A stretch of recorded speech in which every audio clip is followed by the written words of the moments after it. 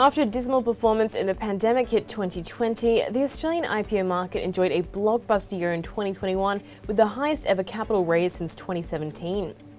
Even the market capitalization of companies was far higher than in each of the last 5 years, which reflects the increased optimism among investors despite uncertainties.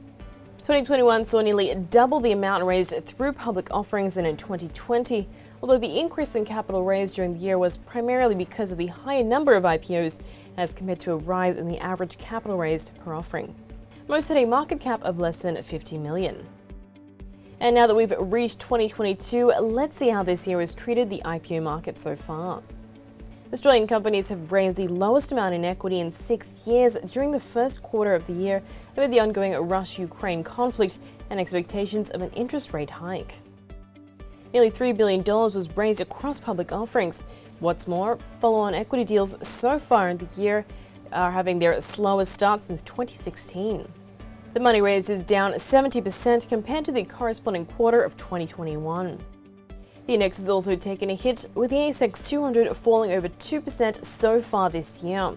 The ongoing Russia-Ukraine conflict, concerns around interest rate hikes, and the slowdown in China only adds to the volatility each day. Earlier this month, the US Federal Reserve raised interest rates by a quarter percentage point for the first time since 2008, and it signaled more hikes in all 6 remaining meetings in 2022. A hike in interest rates negatively impacts the IPO market as equities become less attractive to investors. The S&P ASX 200 VIX index sits over 26%, that's well above the 10.5% mark it began the year with. Meanwhile, the materials sector has accounted for $1.5 billion of the equity raised so far this year, and if we look at the ASX's IPO space, US student housing is the largest IPO so far this year. And the Real Estate Investment Trust raised $14.9 million in February. Now that you're up to speed, hit the bell icon to stay up to date.